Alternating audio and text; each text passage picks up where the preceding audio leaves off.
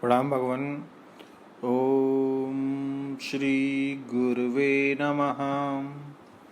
ओम अखंडानंद बोधाय शिष्य संताप हारिणे सच्चिदानंद रूपाय रामाय गुरुवे नमः।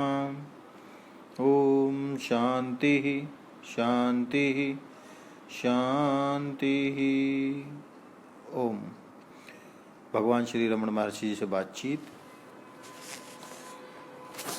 और बातचीत 3 अक्टूबर 1935 की वार्ता के आधार पर एक सरल और अत्यंत श्रद्धालु भक्त का एकमात्र 3 वर्षीय बालक दिवंगत हो गया।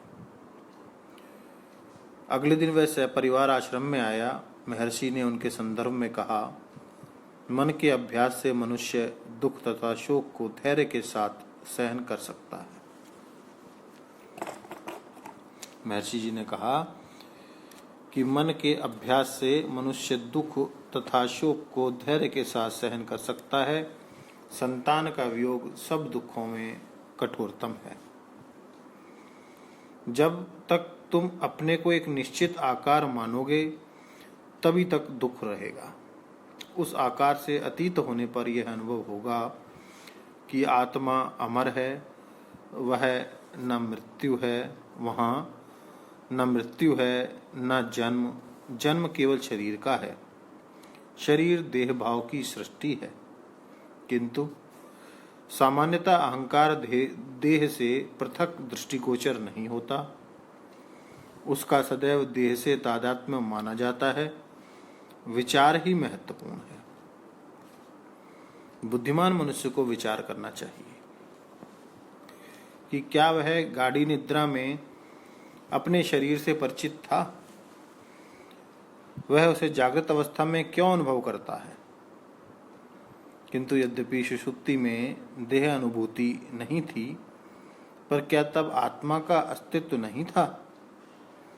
गाढ़ी निद्रा में वह कैसे था, जागृति में वह कैसे है, क्या अंतर है। अहंकार का उदय होना ही जागना है। उसी समय संकल्प उदय होते हैं। उसको मालूम करने दो कि संकल्प किसको उदय होते हैं, वे कहाँ से उदय होते हैं। उनका उदय चैतन्य आत्मा से ही हो सकता है। इसकी अस्पष्ट अनुभूति भी अहंकार के निराकरण में सहायक होती है। तदुपरांत एक अनंत सत्ता की अनुभूति संभव हो जाती है। उस अवस्था में शाश्वत सत्ता के अतिरिक्त अन्य व्यक्तित्व नहीं रहता। तब वहाँ न मृत्यु का विचार है और न शोक का विचार है। यदि मनुष्य यह मानता है कि उसका जन्म हुआ है, तो वह मृत्यु के भय को टाल नहीं सकता। उसे यह मालूम करना है कि क्या उसका जन्म हुआ है अथवा क्या आत्मा का जन्म होता है। उसे यह ज्ञात होगा कि आत्मा सदैव ही रहती है। जन्म लेने वाला शरीर संकल्पों में परिवर्तित हो जाता है तथा संकल्प का उदय ही सारे अनिष्ट की जड़ है।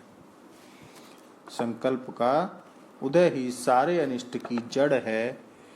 यह मालूम करो कि संकल्प कहाँ उदय होते हैं, तभी तुम सदैव सत्तावान अंतस्थ आत्मा में रमण करोगे तथा जन्म की कल्पना एवं मृत्यु के भय से मुक्त हो जाओगे। एक भक्त ने पूछा, यह कैसे किया जाए। तो महर्षि जी कहते हैं कि संकल्प असंख्य पूर्व जन्मों की संचित वासनाएं मात्र ही हैं। उन वासनाओं का क्षय करना ही लक्ष्य है। वासना मुक्त अवस्था मूल अवस्था है एवं शुद्धता की नित्य अवस्था है। भक्त, यह अभी स्पष्ट नहीं हुआ। तो महर्षि जी फिर समाधान करते हैं कि सबको नित्य आत्मा का भान है। मनुष्य बहुतों को मरते देखकर भी स्वयं को अमर मानता है, क्योंकि यही सत्य है। बहुतों को मरते हुए कर भी स्वयं को अमर मानता है, क्योंकि यही सत्य है। बिना जाने भी वास्तविक सत्य अपने आप को प्रकाशित करता है। चैतन्य आत्मा और जड़ शरीर के परस्पर मिलने से मनुष्य को भ्रांति हो जाती है। इस भ्रांति का अंत होना चाहिए।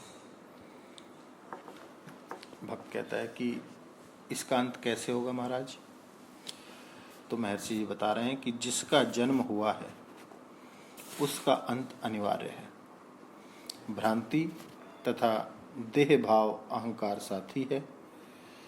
इसका उदय तथा लोप होता रहता है, परंतु सत्यता का ना कभी उदय होता है ना लोप होता है। वह तो नित्य ही है। जिस गुरु ने ऐसी अनुभूति कर ली है वह ऐसा कहता है। शिष्य सुनता है, शब्दों पर मनन करता है तथा आत्मा की अनुभूति करता है। इसको दो प्रकार से कहा जा सकता है। नित्य सिद्ध आत्मा की अनुभूति के लिए किसी प्रयास की आवश्यकता नहीं है। अनुभूति वहां पहले से ही है, केवल भ्रांति को हटाना है। कुछ लोग कहते हैं गुरु के शब्द मात्र से ही भ्रांति का तत्काल निवारण हो जाता है। कुछ कहते हैं कि अनुभूति के लिए ध्यान आदि आवश्यक है। दोनों ही सही हैं, केवल दृष्टि बिंदु का अंतर है। अब भक्त ने फिर अगला प्रश्न कर दिया ध्यान संबंधी कि ध्यान की आवश्यकता, और फिर कर्म संबंधी प्रश्नोत्तर है भगवान, इनको लेंगे हम अगले सत्संग में। ओम शांति शांति शांति।